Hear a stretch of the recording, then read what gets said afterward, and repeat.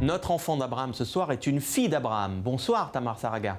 Bonsoir Cyril, bonsoir à tous. Vous êtes consultante indépendante en innovation et on vous reçoit ce soir parce que c'est la première fois qu'une Israélienne participe en tant qu'exposant au Foodie Show. Alors le Foodie Show, il a eu lieu du 9 au 12 mars dernier. C'est le rendez-vous digital des professionnels de l'agroalimentaire et ce sont deux Marocains qui en sont à l'initiative. Et tout a commencé avec ce cri du cœur, cet article que vous avez publié immédiatement après la reprise des relations entre Israël et le Maroc.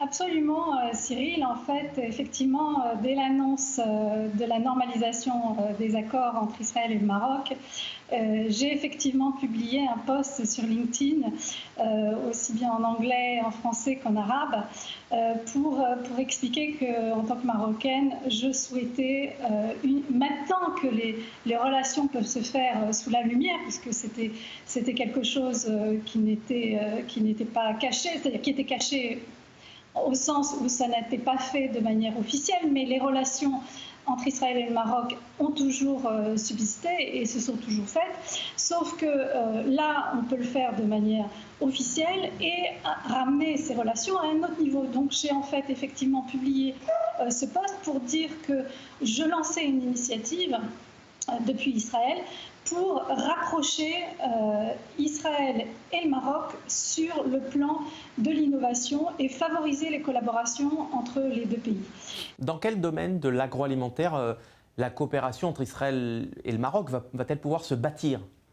Alors c'est assez simple, c'est-à-dire que le Maroc ayant une position mondiale très, très importante sur cette industrie, a tout de même le challenge de garder sa compétitivité. Donc tout ce qui va toucher à l'optimisation de l'utilisation des ressources comme l'eau et le soleil et l'énergie, tout ce qui va toucher à l'amélioration de la productivité, à l'amélioration de la qualité et l'optimisation des ressources humaines également, va bien sûr aider. Et l'innovation israélienne dans ces domaines est claire. On a aussi des sujets comme le vertical farming ou l'indoor farming. On a des sujets comme l'aquaculture sur lesquels Israël apporte énormément de choses et bien entendu aussi l'alternative protéine. Sachant que depuis jeudi, j'ai identifié un autre nouveau domaine qui est le suivant, c'est qu'en fait le Maroc a adopté une loi jeudi dernier qui permet l'utilisation du cannabis pour un usage médical, cosmétique et industriel. Cette loi doit être validée et adoptée au niveau du Parlement, mais elle ouvre aussi une nouvelle perspective sur les partenariats entre Israël et le Maroc sur le sujet. Ouais, Tamar Saraga, le Maroc et Israël partagent aussi cette spécificité alimentaire des régimes halal et kasher qui peuvent s'avérer de gros avantages dès lors qu'il s'agit de séduire le marché vegan. Expliquez-nous. Alors absolument, en fait, au-delà du fait que le marché ou le label kasher, pour toute la production, on va dire, qui n'implique pas en fait de l'usage de l'alcool, pour 90% de sa production, elle convient au niveau des contraintes halal. Donc ça, c'est déjà une première chose. Mais au-delà de ça, du fait de la stricte transparence et traçabilité sur l'usage des matières premières et le processus de fabrication du marché kasher et du marché halal, toutes les productions qui ne vont utiliser aucun produit qui n'est pas compatible avec le marché vegan, c'est-à-dire les poissons, le lait et certains autres aliments, bien sûr la viande, vont convenir aussi de ce point de vue-là au marché vegan, mais aussi par exemple au marché des utilisateurs, en fait des consommateurs qui ne peuvent pas, qui sont allergiques à certains produits comme le lactose.